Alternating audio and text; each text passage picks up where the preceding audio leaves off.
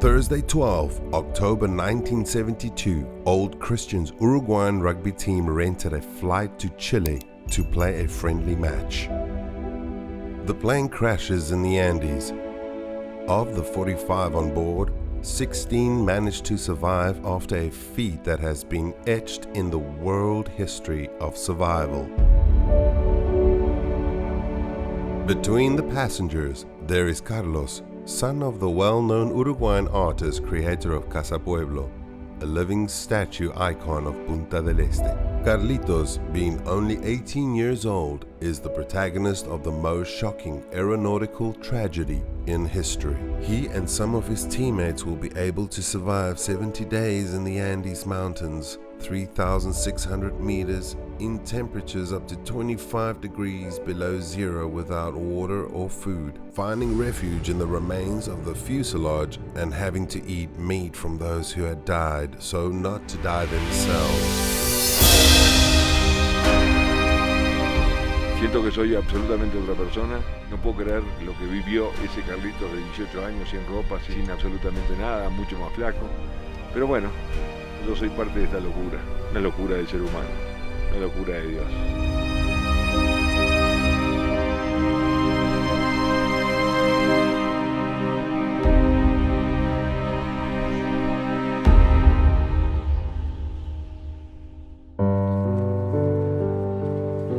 Este es el avión gemelo al que se estrelló con ustedes. El gemelo 572 es este, 571 era el nuestro. ¿Hasta dónde llegaba? No, nosotros llegaríamos hasta acá, más o menos, a la parte útil sería hasta acá. Estas ventanas, nosotros era mucho más corto, por supuesto que todo el avión, tendríamos 4 ventanas útiles, pero estaba girado, o sea, todas estas ventanas estaban hacia la tierra. Y éramos 26 personas en un momento dado y después quedamos los 16. ¿Y la trompa del avión? Bueno, la trompa quedó totalmente remachada. Todo esto estaba achatado. Y podemos decir entonces que ustedes estaban en un avión partido, por decirlo de alguna manera. Totalmente. O sea, abierto de un lado. Sí, exactamente, partido, y el resto se había despedazado por allá. Las alas quedaron en la montaña. ¿Qué te produce estar cerca, al lado del avión? Y bueno, lo que pasa es que me parece tanto más grande, lo nuestro era tanto más chico, porque claro, la parte útil del avión eran 3-4 ventanas, entonces todo esto no existía, digo, y aparte uno se olvida de lo grande que era el avión era bastante grande.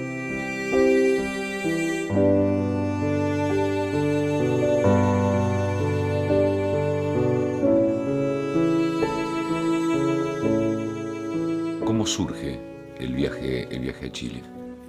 Amigos míos que eran yo siempre tuve amigos mayores, 1 año o 2 mayores que yo. Surge la idea de ir a Chile. Había que llenar el avión, ese era el tema.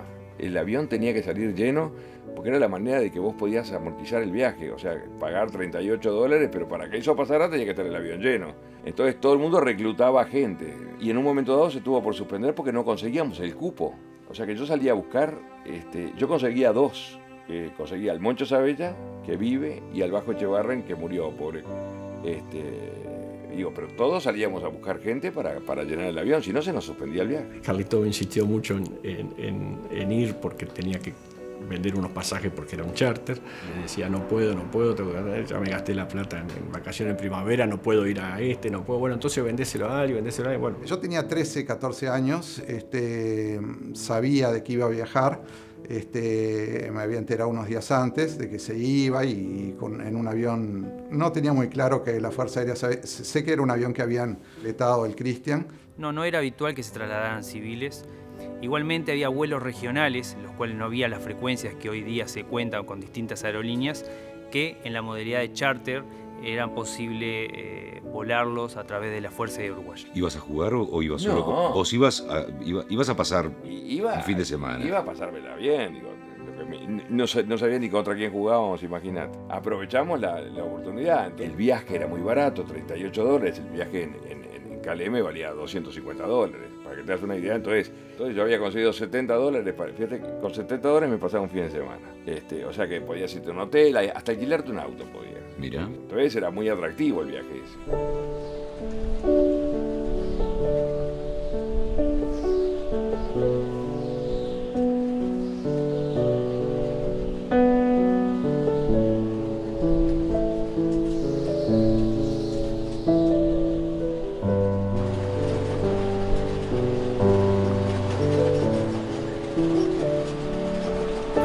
returns to the Cordillera with his daughter, his son, his grandchildren, and his son-in-law, so as a way of gratitude and tribute to those who did not manage to leave the place of the accident alive. ¿Estás nervioso? ¿Sabes que me provoca un poco miro eso y me provoca un poco de miedo? El frío en sí mismo me provoca miedo.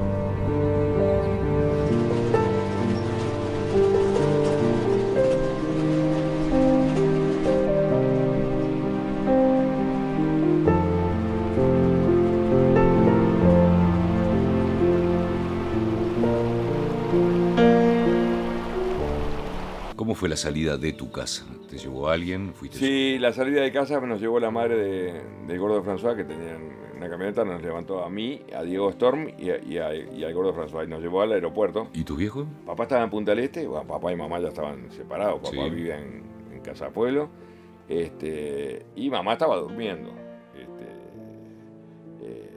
Y bueno, y ahí nos fuimos. ¿Pero te despediste de ella, por ejemplo? O Me despedí de ella y me dio un rosario.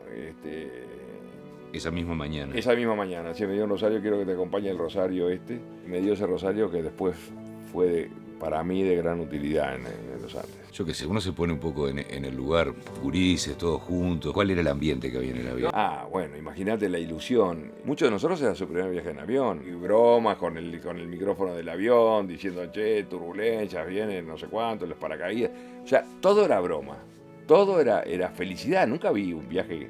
¿No sabes lo que era? Te sentías independiente, te sentías que te llevabas el mundo por delante. Todo era alegría.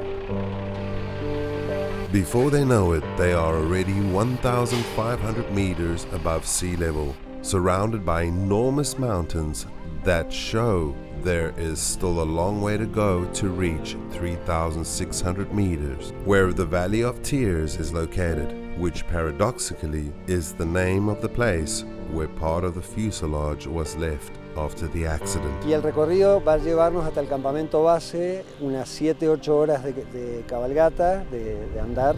El día siguiente también nos va a llevar un poco más, tal vez unas 7-8 horas más, completar el recorrido hasta el memorial.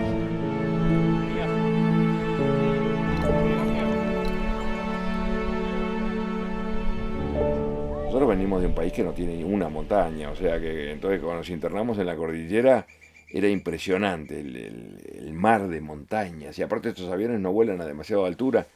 Y yo me acuerdo que yo iba sentado al lado de la ventanilla del avión y el bajo chaparro me dice, che Carlitos, déjame la ventana que quiero sacarle fotos para llevarla a mi novia. Ese hecho del destino hace que yo esté vivo acá y él no, fíjate vos, porque después de eso salió uno de los militares de la cabina y nos dice, señores, pónganse los cinturones que el avión va a bailar un rato. Porque usó ese término.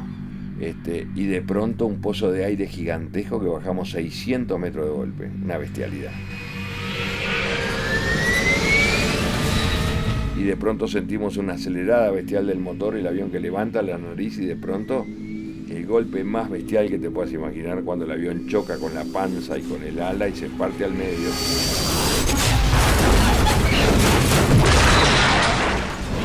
Y vuela la parte delantera y cae en una especie de pista de esquí con tal suerte que no tocamos una sola roca, porque una sola roca que hubiéramos tocado se hubiera despedazado el fuselaje.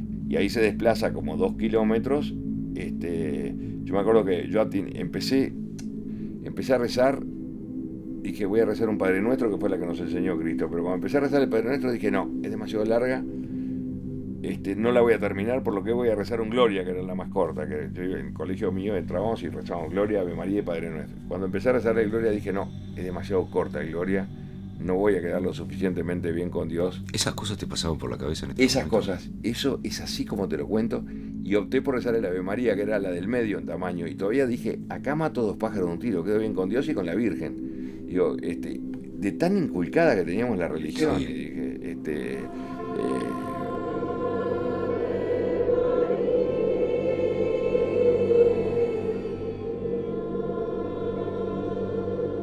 Según los testigos, antes del impacto hubo una dada de motor, o sea, los pilotos dieron potencia para tratar de salvar el obstáculo que eran las montañas, los picos de las montañas. Quiere decir de que ellos no tenían pensado en la ruta de vuelo encontrarse con montañas. Una vez que perforaron la capa y vieron esos picos de montaña, tuvieron que dar potencia y tratar de llevar el avión a una mayor altitud.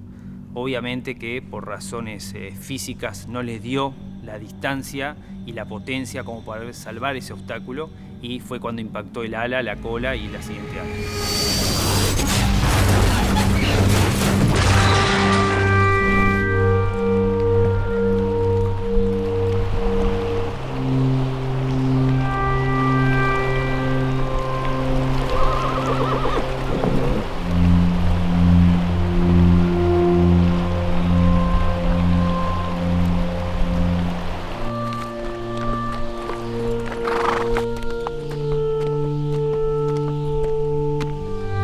Ahí están los picos donde pegó el avión. Ahí están, que le llaman los gendarmes. Los picos donde pegó con la panza y con el ala, y ahí se partió al medio y cayó. Es ahí mismito.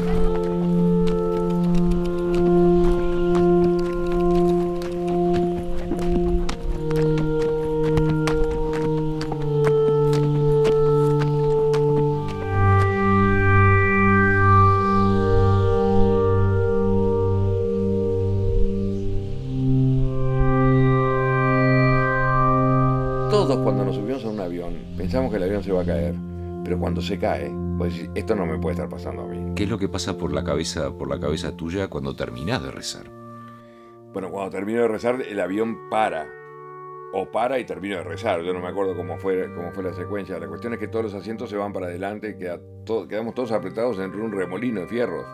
Y aparte muertos de miedo también. Porque ves muertos, ves en una situación totalmente anormal. ¿Qué es lo que pasa cuando vos ves a un amigo, una persona con la que compartiste horas, infancia, con la que venías divirtiéndote, estabas pasando, como vos dijiste, la aventura de tu vida?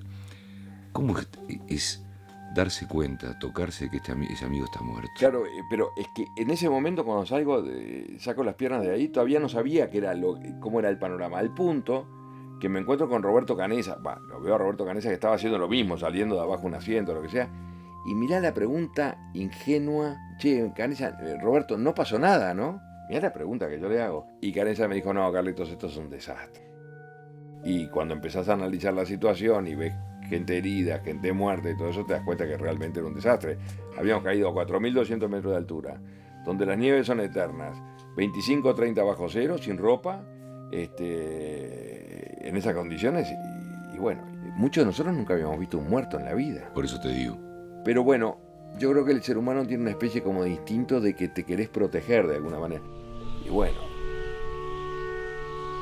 At the time of the accident, 13 people die. During the first night, 3 more.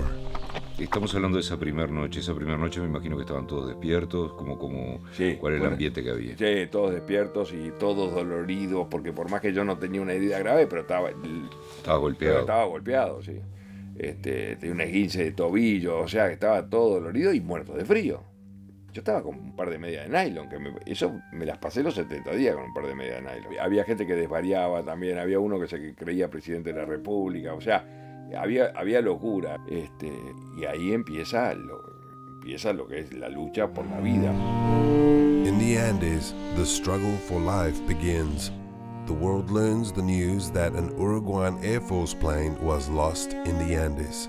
Una vez que se supo de la posibilidad de un accidente, la Fuerza Aérea Chilena envió una aeronave de búsqueda. Se trataron, con los medios que habían en esa época, de tratar de encontrar inmediatamente la aeronave o los posibles supervivientes. Se pasó muy cerca de donde había impactado la aeronave, pero por razones del fuselaje, el mismo color, las tormentas de nieve que había en esos momentos y en esos días, la posición donde se encontraba, dificultaba lo que era la búsqueda. Después de que se supo la noticia, bueno, nos fuimos con papá a la casa de Madelón de la madre. Contrariamente a todas las otras familias que tenían hijos en el avión, acá se vivía nunca se pasaba por la cabeza de que había muerto, nunca. Madelón siempre, hasta el último instante pensó que Carlitos estaba vivo. Pasa la primera noche, amanece, ¿qué es lo que pasa? Bueno, eso es lo que tiene la paradoja de la cordillera. El amanecer del sábado 14, fue espléndido. Nunca vi un amanecer tan lindo. un amanecer rojizo, sin una nube en el cielo, y por otro lado el drama. Y ese día pasaron por arriba nuestros 2 aviones 2 veces, aviones de búsqueda. Naturalmente que nosotros les gritamos, lloramos, nos abrazamos, convencidos que nos habían visto, porque alguien dice, sí, se movió, no sé. Y ahí empezamos a esperar a que nos vengan a buscar. Y Carlito fue de los que sufrió una transformación de personalidad más drástica. Como él mismo lo dice, él era un niño mimado, 18 años, y de repente se enfrenta a la vida muerte, o la vida y la muerte, o la muerte como elemento inherente de la vida, de golpe.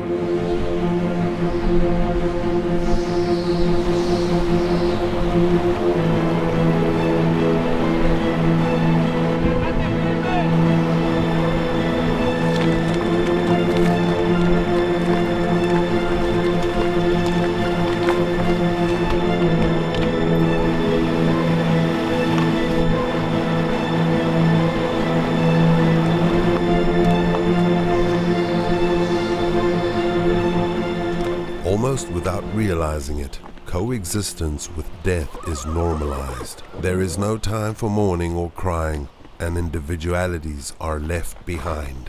Cuando se da que una situación como esta, donde hay un grupo de gente, imagino que empiezan a aflorar los talentos de cada uno. Yo tenía una habilidad manual que nunca lo digo, pero de verdad, esa noción de los espacios que se ve que la heredó de papá. Yo era el que tapiaba el avión y yo había quedado como el tapiador oficial, tanto que me decían, tapiador, hay que tapiar el avión, digo. Nosotros en realidad estamos viviendo como en un iglú, digo, y el iglú de lo que se basa es de que no entre viento, y entonces había que tapiar, imagínate el boquete del avión, entraba aire por todos lados, entonces la idea era con valijas, con pedazos de mampara, con todo eso, tapiar el avión. Que llegué a tapiarlo hasta también que un día tuve que sacar una de las piezas para que entrara un poco de aire. Adolfo Strauch era un tipo que inventaba cosas, inventó la manera de caminar sobre la nieve, viste, haciendo unos zapatos con los almohadones, inventó la manera de hacer agua. Digo, Canesa, Servino y Storm eran los estudiantes de medicina, ayudaban a los heridos, ayudaban a los que morían inclusive. Eran estudiantes de medicina de primer año. Un montón de roles bien claros, están los estrategas, ahí los Strauch se definen los 3 primos por su característica de personalidad y por la edad y por ser 3, son notoriamente estrategas. Están los de acción, que son los caminantes, ahí está Nando Tintín, Roberto Canesa, que además es médico con Gustavo, acción y menos. Están los de contención, que es la olla a presión constante, la desesperación constante, tenés que contenerla, y algunos que tienen esa peculiaridad. Y todos estos roles, yo a veces me pregunto, ¿pero cuál es más importante estos roles? Porque, claro, de afuera, los de acción, sí, sin duda, son imprescindibles. Si no caminás, te quedas de morir. Pero y si no haces estrategia, y si no contenés, y si no sos alquimista, y la depresión va ganando, porque es contagiosa la depresión. Y por eso es que forman una sociedad nueva. Y queda una homeostasis, una suerte de equilibrio nuevo, completamente diferente al nuestro, que logran que para 29 es una tragedia, y para 16 sobreviven. The weather is not good. The clouds are heavy and prevent the crew from seeing the terrain from the cockpit. The flight route from Mendoza, Argentina to Santiago, Chile is via the Paso del Planchón between the cities of Malargüe, Argentina and Curicó, Chile. Ese trayecto era para hacerlo más o menos en unos 11 minutos. Por alguna razón, a los 3 minutos, a las 15:24, ellos determinaron que estaban en Curicó y contactaron la Torre de Santiago de Chile, la cual le autorizó a descender de los 18.000 pies, donde se encontraban, hasta los 10.000 pies. Pero ellos no estaban en Curicó. Ese error de navegación, producto de un error humano, como responsable de la tripulación, el piloto comandante, fue lo que ocasionó el accidente. Monday, 23 October 1972, 10 days after the accident, 2 more people have died. In the Andes, the 27 survivors are still waiting for rescue, but the press informs the world that the official search has been cancelled. Nosotros los uruguayos tenemos una manía, sobre todo la gente que va al estadio, iban con la radio, con la espica, y en el avión había 2 espicas, a la cual Roy le diseñó una antena con alambres, era medio el ingeniero de todos para escuchar noticias de Argentina o de Chile. siempre creyendo escuchar la noticia por dónde venía la búsqueda. Y así pasa en esa espera, llega el día 10 de la historia nuestra, que es donde cambia la historia, como yo digo, y cambia a raíz de una mala noticia que nosotros convertimos en oportunidad, que fue que Gustavo Nicolich era el encargado de escuchar la radio, y de pronto entra Gustavo Nicolich adentro del avión y se dirige a mí, quizás porque yo era el más chico o a quien más tenía que proteger, y me dice: Carlitos, tengo una buena noticia para darte. Y digo: ¿qué pasó, Coco? Decíamos Coco. Y se acabo de escuchar una radio chilena donde el locutor dijo que dieron por finalizada la búsqueda del avión uruguayo y van a venir a buscar los restos nuestros en febrero cuando vengan los deshielos. Digo: pero ¿cómo buena noticia, hijo de puta? Lo quería matar, imagina. Y él me agarró del cuello y me dijo: Carlitos, ¿sabes por qué es buena noticia? ¿Por qué? Le digo yo. Porque ahora dependemos de nosotros y no de los de afuera. Y digo, fue muy ¿qué madura Sí, yo creo que era hacer de tripas corazón, era también como, porque no teníamos nada. Es que no tenés más remedio tampoco, ¿no? Claro, pero él me marcó el camino como, y digo: pero si nosotros no habíamos comido nada en 10 días, no teníamos nada, teníamos la ropa puesta, digo, no sé cuándo. Me dijo: Carlitos, tenemos que encontrar nuestros propios recursos.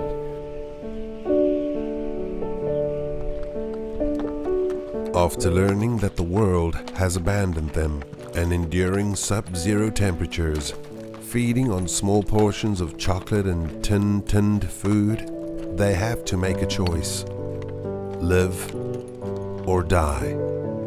Carlitos, ¿cuándo llega el momento en el que se toma la resolución de que tenían que alimentarse y que para eso iban a tener que tomar lo que había, y lo que había eran cuerpos?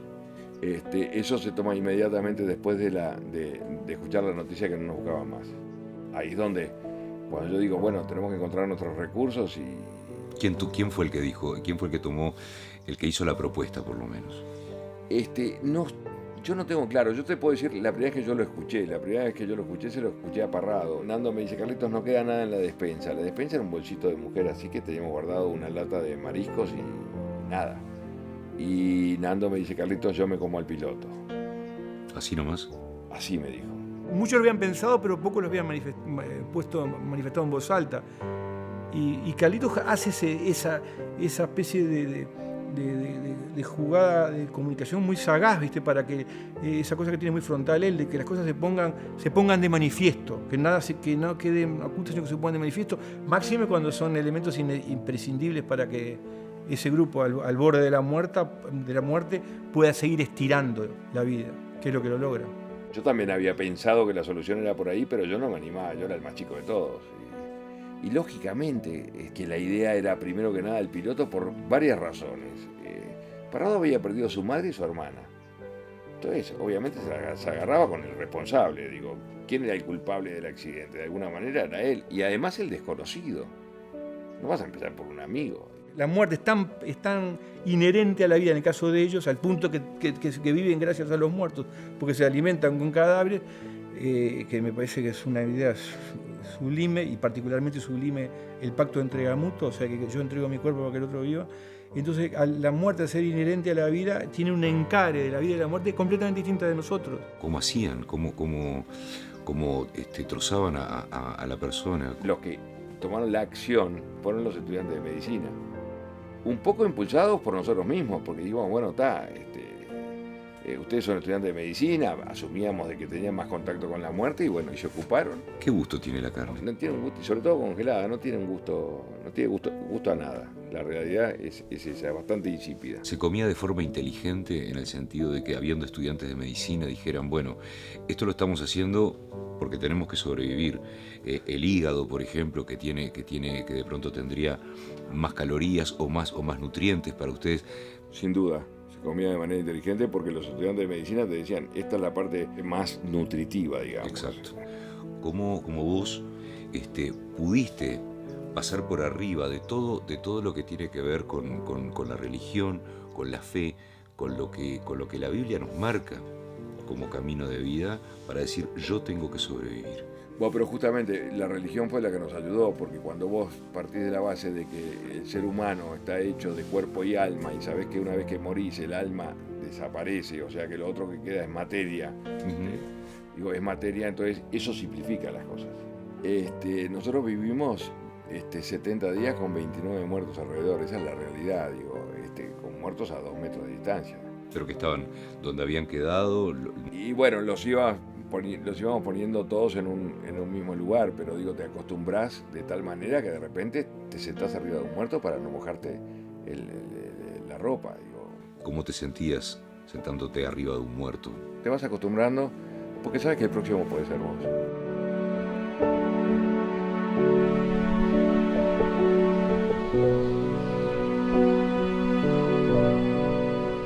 En este momento nos encontramos en el campamento El Barroso, que es el campamento base. Estamos a 2.500 metros de altura sobre el nivel del mar y obviamente aquí lo que les recomendamos a todos son los movimientos lentos, los movimientos pausados, ya que el oxígeno para aquel que viene del llano es una diferencia importante que el cuerpo lo detecta enseguida y esa ausencia de oxígeno puede provocar mareos, puede provocar dolor de cabeza, en algunos casos algún otro malestar, pero básicamente a esta altitud es eso. Es engorroso la llegada acá, todo desde que salís en los autos, la madrugada, el caballo, es demasiado grande todo este lugar para soportarlo. Solamente lo soporto porque vengo con mi familia, esa es la verdad. Todavía no llegamos a la parte de donde pasó la tragedia, pero bueno, la verdad que es tremendo. Es un lugar tremendo. No sé, tengo una ansiedad por llegar que, no sé, quiero ver el lugar, no puedo, sigo sin poder imaginarme dónde es el lugar. Impresiona lo duro que es la montaña, lo lindo que es y al mismo tiempo lo hostil que es. Y todavía nos faltan 1000 metros para llegar al lugar donde fue el accidente. Y por ahora un poco ese es el sentimiento de algo duro, ¿no? O sea, que nos prepara en definitiva para ver lo que nos va a pasar mañana, o lo que vamos a ver mañana. Sentimos el cansancio de la altura. Todos los labios secos, de mucha agua, hambre todo el día. Mañana quiero llegar a ese lugar, después de tanto. No, yo primero quiero dormir y después arrancamos. Yo creo que es una historia que ayuda mucho al trabajo en equipo, a seguir para adelante, a la motivación. La verdad y creo que de eso se trata la vida. Desde los 7 años que conozco esta historia, está buenísimo porque estamos todos juntos en familia y viviendo lo que vivió mi abuelo hace 2 años. Y no me lo imaginaba así. Mucho más diferente. Con menos montañas, las montañas más chicas, porque las montañas de acá son re anchas, son enormes. Se me vienen imágenes, sí. Cuando vine acá se me vienen muchas imágenes. Un momento de agradecer de que estamos vivos. Gracias a que yo sobreviví en esta historia, hay 7 más vivos. Y bueno, y es eso de lo que se trata, digo. Yo creo que la historia nuestra es un homenaje a la vida. O sea, yo siempre digo que no tengo miedo, pero siempre tengo un poquito de cagazo. Yo venía preparado.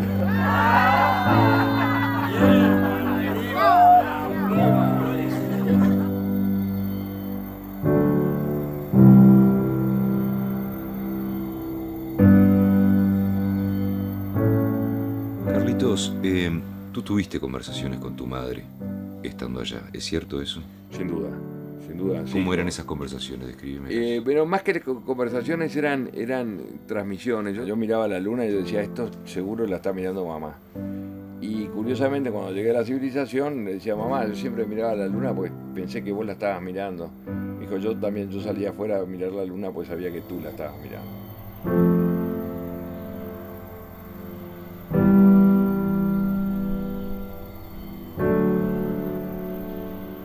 It is dawn at base camp.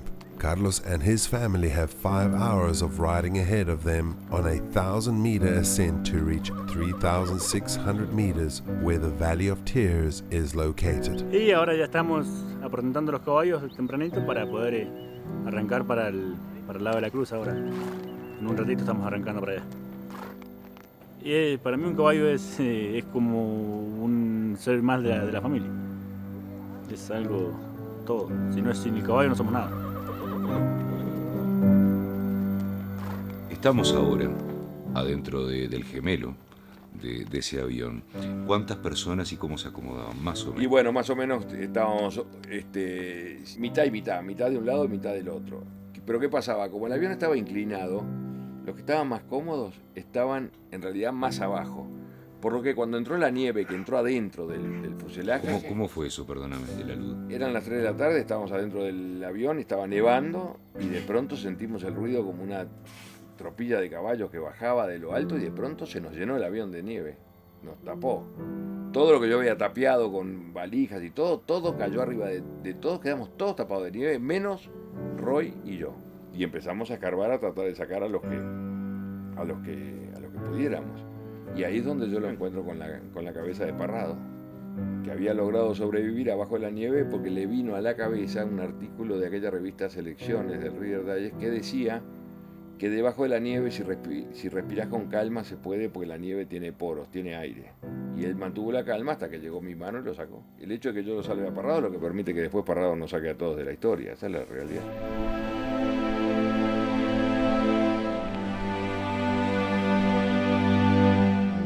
The protective fuselage is transformed into a death trap. 8 more people are buried under the snow. The 19 survivors are trapped and look for a way out. ¿Tu cumpleaños lo pasaste ahí? Cumplí 19 años, abajo de la avalancha, porque la avalancha fue un 29 de octubre. Y salimos de abajo de la avalancha el 1 de noviembre. Ahí pasamos 3 cumpleaños. Pasamos el cumpleaños de Numa Turcati, que fue el 30, el 31 de octubre, que fue el mío, y el 1 de noviembre, que fue el de Pancho Delgado, y el de mi padre, que fue una de mis motivaciones para poder salir de abajo de la avalancha. Junto con Roy logramos retirar la ventana de la cabina del piloto y salimos afuera. Que nos costó 3 días de laburo. ¿Sabes lo que es levantar una ventana desde abajo? Es impresionante. Aparte que son ventanas que están selladas, o sea que era todo un laburo infernal. Hacia arriba, porque nosotros estábamos con el avión girado, y tuvimos que sacarla de abajo hacia arriba. El avión estaba a ras de nieve, o sea, el techo del avión estaba a ras de nieve. Me acuerdo que era un día espléndido, pero lo único que me motivaba era salir a saludar a papá, a transmitirle su feliz cumpleaños, pero por sobre todo a transmitirle que yo estaba libre de ese infierno de nieve. Y alguna gente me dice, ¿qué sentido tenía que yo saliera a saludar a mi padre si mi padre no se va a enterar? Y a mí qué me importa el sentido. Yo me hice amigo de los símbolos también en la cordillera, que para mí eran bien importantes, digo, y en la vida después, para mí era importante. ¿Qué pasa con tu costado religioso? ¿Tus compañeros también lo compartían? ¿Rezaban en grupo, por ejemplo? Sí, yo empecé a rezar el rosario, que me había dado mi madre, y el rosario era un momento de unidad, era un momento de no pensar en otra cosa, era un buen momento. Y Adolfo se negaba a rezar el rosario, hasta que un día vino una tormenta espantosa que le dije, te pido por favor, Adolfo, rezá, y empezó a rezar, y no me preguntes por qué causa, pero la tormenta se calmó.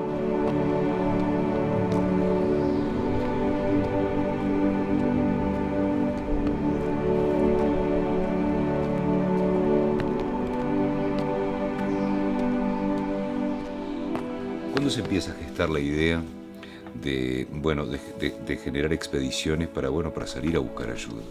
Bueno, lo que pasa que la idea era, primero que nada, encontrar la cola del avión. ¿Por qué? Porque en la cola del avión estaba todo el equipaje nuestro y estaban también las baterías del avión. Estos aviones llevan las baterías en la cola y el radio transmisor va adelante. Lo que pensábamos, hablar por radio, esa era la idea que teníamos. Sí, obviamente. Juntar las baterías a la radio y hablar por radio. Las valijas irían acá atrás. Claro, obviamente que las valijas iban acá. Yo calculo que encontrar las valijas era importante también, ¿no? Era importante, muy importante porque teníamos ropa. Tampoco teníamos ropa muy abrigada porque era octubre, pero teníamos ropa y era lo nuestro. Tener las cosas nuestras, yo nunca me olvido una frase de Roy cuando encontró su valija, que levantó la tapa y le vino el olor a su casa. ¿Te acordás que las casas antes tenían un olor particular? Cada casa tenía un olor, dice... Yo siempre lo tomo como imagen, levantó y sintió el olor a su casa. Me parece maravilloso como es él. ¿Cuántas expediciones hicieron? Y habremos hecho como 6 expediciones, de las cuales yo hice 3. ¿Cómo eran esas expediciones? Bueno, la primera expedición fue una expedición intrascendente, siempre buscando la cola, esa era la idea. Después hice otra expedición también buscando la cola hacia arriba, y después hice una expedición hacia abajo, que ahí me di cuenta que era un poco para entrenarnos a ver si podíamos estar en la expedición final con Vicentín y con Harley. Y cuando volvíamos, curiosamente la nieve de mañana temprano es más dura y después que empieza a salir el sol se empieza a quedar tipo sopa. Entonces a la vuelta y en subida se me complicó muchísimo y me acuerdo que me quise dejar morir. Me puse a llorar y me quise dejar morir porque me di cuenta que no llegaba al avión. Y finalmente Roy y Vicentín me ayudaron a seguir adelante. Créeme que me hubiera dejado morir en ese momento. Pero bueno.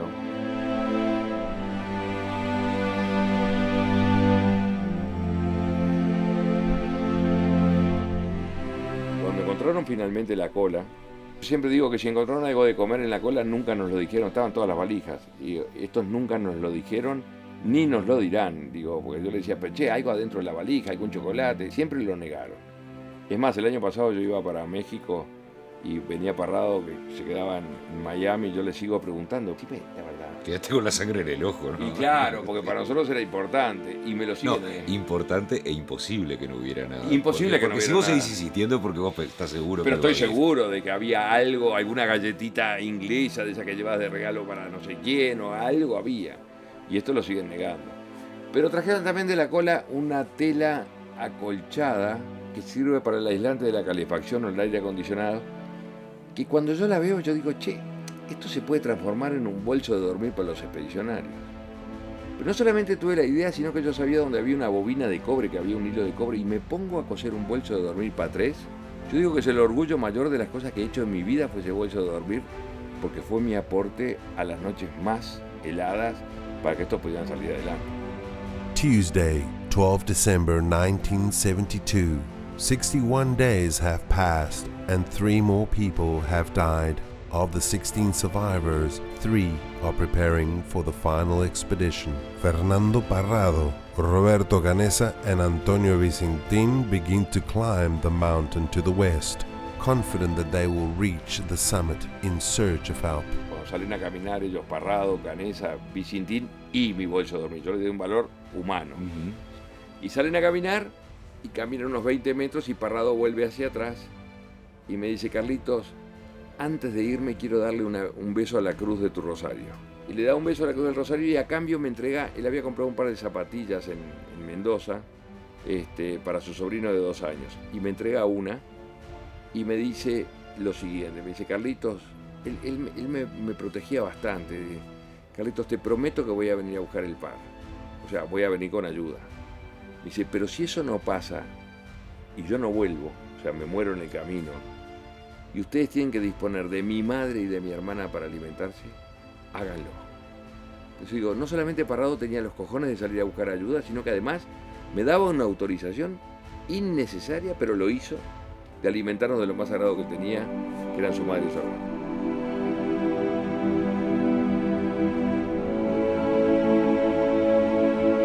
Ellos salen porque lo hacen por ellos y lo hacen por los 14 que los esperan y por los 29 que se murieron y no les importa, en última instancia no les importa el resultado. Es una lección para uno, para nosotros, para los simples mortales, dar todo lo mejor de ti por una causa noble. Y si tenemos éxito, bien, y si fracasamos, también está bien. Eso es la caminata. Lo que ellos pensaron subir en un día, demoraron 3 días. Y al tercer día vimos que uno bajaba. Entonces nosotros dijimos, ante tanta noticia negativa, dijimos, bueno, los otros 2 se han muerto. Y fuimos al encuentro. Lo que demoraron 3 días en subir, demoró 3 horas en bajar. Cuando llegamos a él era Vicentín, que venía con la noticia de que habían llegado hasta la cima de la montaña. Y cuando llegaron a la cima de la montaña, en vez de encontrarse los verdes prados chilenos, que era lo que suponíamos que tenía que haber, se encontraron con un panorama patético y desolador, que eran montañas y más montañas y más montañas. Y ahí tomaron la decisión, Parrado y Canessa, de quitarle la comida que tenía Vicentín y su ropa y lo mandaron al fuselaje, con un mensaje para todos nosotros de que ellos 2 iban a seguir adelante aún hasta morir.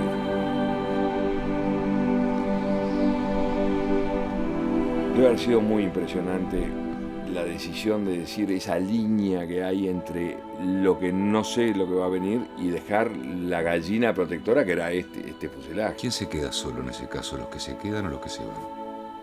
Esa es una buena pregunta, porque los que se van marcando saben el camino que van haciendo, y los que estamos ahí quedamos, digo, porque ellos podían haber tomado el camino más simple, que era volver al fuselaje donde más o menos estábamos con vida, pero ellos prefirieron el camino duro y quizás porque sobre sus hombros pesaba el trabajo de todos. Ellos dos no caminaban solos, era fruto del trabajo de los 16.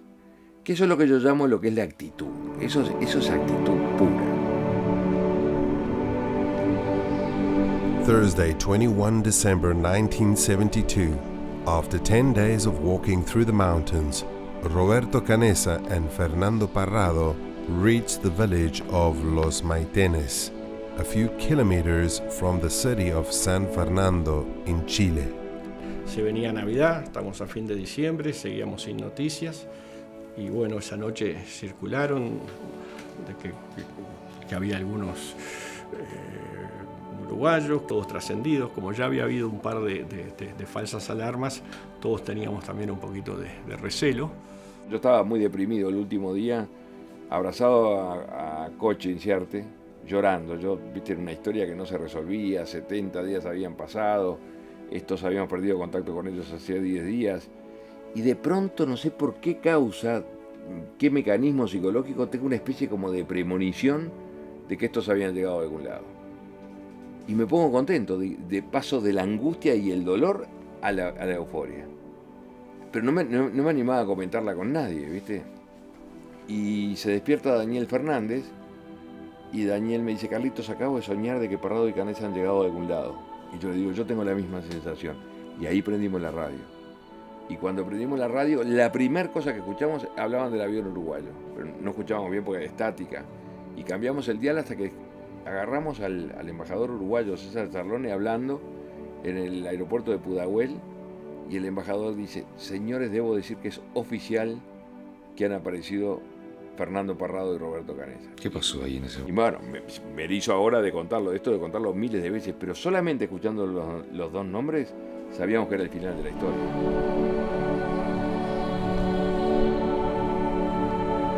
Llegamos.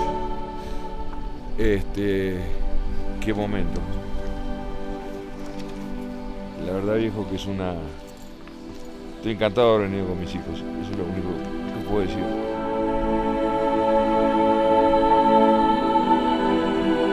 La nevanda, con sol. Qué curioso, nevanda con sol. Ahora arcoíris.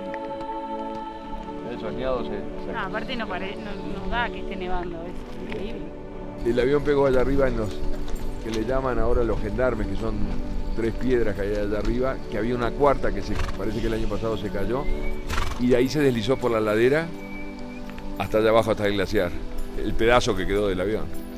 Y por ahí mismo entró la avalancha, por esa huella que dejó el avión, cuando nevó arriba de eso, se cayó y se metió adentro del avión. Carlito, ¿cómo fue la llegada de los helicópteros cuando uno ya sabe que la historia está terminando?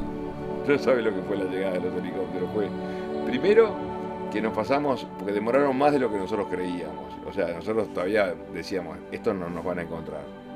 Y de pronto, mirando ese valle donde nunca habíamos visto nada, empezamos a sentir en la lejanía ese ruido, que es un ruido, cuando veas un helicóptero te vas a acordar de mí, digo, porque es algo que se siente de muy lejos, sobre todo cuando hay montañas, por el eco, que se empezaba a sentir aproximarse hasta que de pronto irrumpen en ese valle. Yo los veía como 2 pájaros gigantescos, portadores de libertad. Nuestra lucha había sido tan humana que no lo podía ver como algo mecánico, que empezaban a avanzar hacia nosotros. Fíjate lo que fue para nosotros ese momento, con los brazos en alto, lo que era para nosotros, pero lo que debe haber sido para los pilotos, de encontrarse con tipos que estaban vivos ahí después de 70 días, eso debe haber sido alucinante. Y empiezan a dar vuelta y veo la figura de Nando Parrado en una de las puertas del helicóptero, que estaba haciendo señas, curiosamente a mí, después me enteré por qué. Era porque él ya se había enterado de que papá estaba atrás en la búsqueda. Siguen bajando los helicópteros y a 7 metros de altura o 10 metros de altura se descuelgan 3 personajes del Cuerpo de Socorro Andino. Y cuando cae uno de ellos, que se llamaba Sergio Díaz, empieza a gritar mi nombre. ¿Quién es Carlitos Páez? ¿Quién es Carlitos Páez? Yo digo, ¿y este mono a mí de dónde me conoce? Pues digo, Yo me había caído hace 70 días, no sabía ni dónde, y aparece un mono desde el cielo gritando mi nombre. Le digo, soy yo. Dice, no, es que tengo 2 cartas para usted. ¿Cómo 2 cartas para mí? Yo no entendía nada. Y ahí me entrega 2 cartas, 2 papeles escritos en rojo. El primero de ellos decía así: querido Carlitos Miguel, como ves, nunca te fallé. Te espero con más fe en Dios que nunca. Tu madre llega ahora nomás a Chile. Un abrazo, el viejo. Yo no podía creer que después de todo lo que yo había peleado por llegar con mi familia, de hecho me daba cuenta que del otro lado era igual.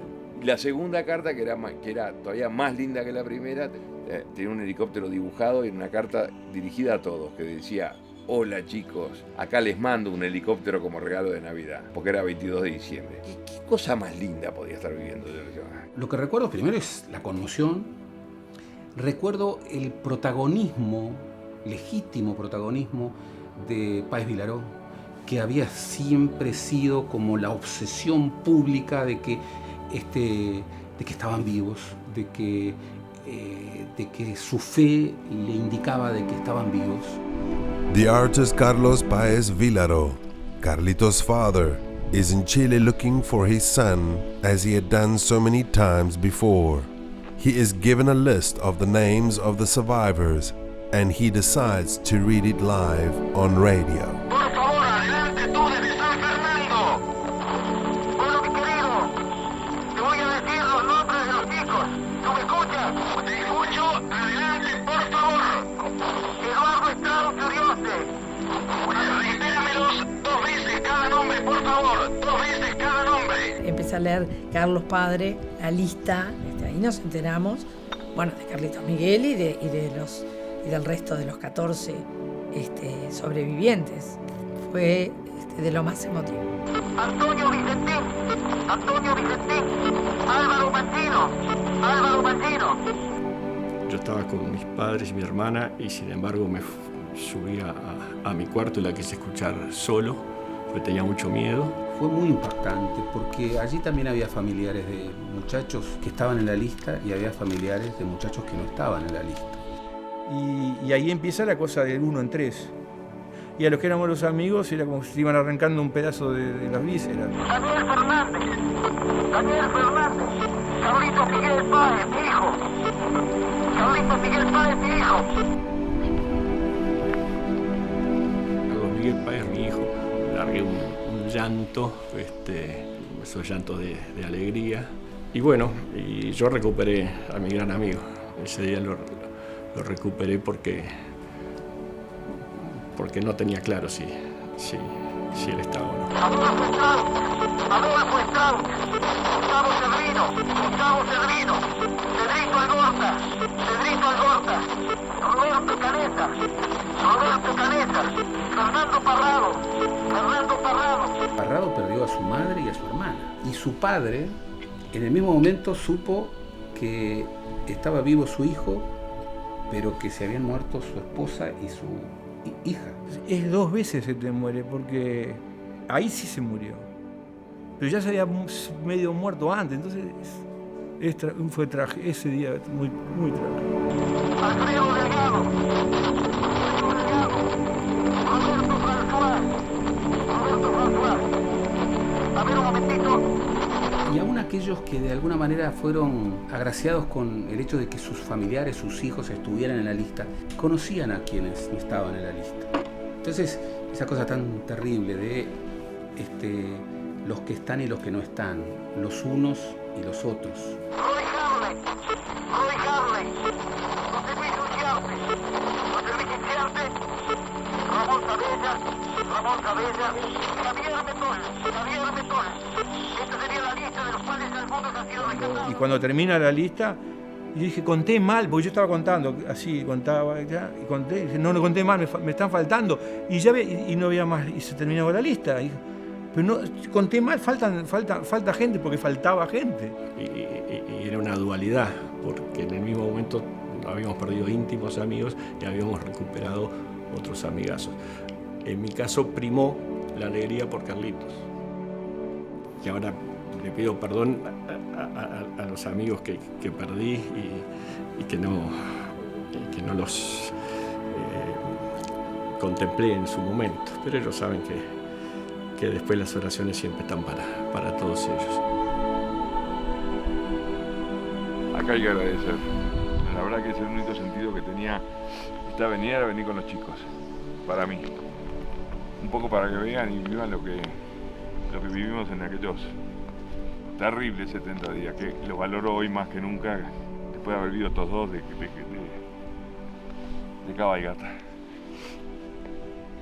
Acá hay que pensar que quedaron 29 compañeros, 2 íntimos amigos, y bueno, pero la vida continúa, así está la vida. Siento un milagro yo por existir, gracias a esto. Vine en plan agradecimiento absoluto, pero este lugar me trastornó. Es demencial. No lo puedo explicar con palabras. Nunca había sentido una cosa así. Gracias. Impresionante haber llegado acá donde cayó mi viejo. La verdad, espeluznante. Impresionante los que pudieron salir de acá. Y se siente una energía que no es negativa, sino que como que te protege desde donde estén, ¿no? Te da como mucha fuerza, una carga eléctrica. La verdad que es una cosa de locos este lugar. La verdad que es difícil de describir, es una cosa tan linda y tan dura al mismo tiempo. Es nada, hay que venir para verlo en realidad de primera mano lo que es esto, ¿no? Sentir que los pies te pesan, sentir que el aire no te entra, el frío, el calor, todas esas cosas que pasan en pocos minutos, es una cosa, la verdad que pueden haber salido de acá, de este lugar, que ahora está sin nieve. Y es impresionante, yo creo que si estuviera así, yo no sabría para dónde ir. Que estando lleno de nieve, que hayan podido salir de esto, yo creo que fue la inconsciencia, totalmente. La inconsciencia y la fuerza de Nando y de Canesa, que la verdad que es totalmente admirable. Rezar ahí arriba es como estar más cerca de Dios. Yo creo que te escucha. Siempre nos escucha, pero creo que acá arriba está más cerca.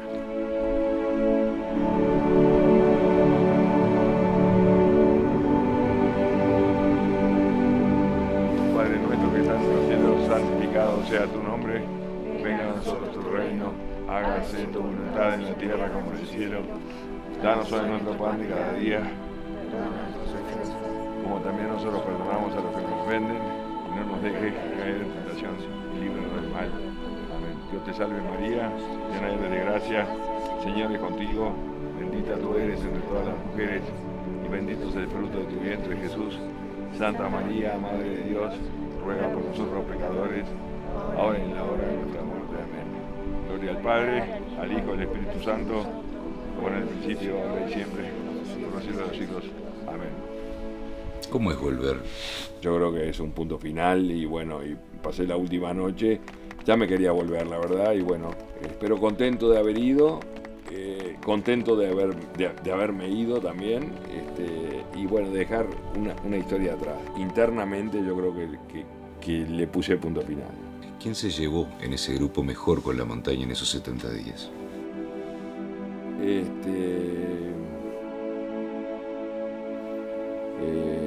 Yo no me llevé mal con la montaña, no me llevé mal. Sí, con mucho odio con la avalancha, sí, con mucha rabia, porque era como que Dios nos daba vuelta a la espalda. Pero con la montaña no me llevé mal, tengo un buen recuerdo de la montaña, por más que era un drama todo. Obviamente. Es esa paradoja. Sin duda que este es mi último viaje acá, y también va a ser mi última dormida acá, en este lugar donde pasé 70 días con sus noches. Es un lugar bien importante para mí porque viví la doble experiencia del lugar más horrible de mi vida, el momento más horrible que fue cuando el accidente, y también la sensación más grande cuando llegaron los helicópteros. Es una historia que vale la pena porque lo que triunfó al final de todo fue la vida. Somos más de los que salimos aquel 12 de octubre.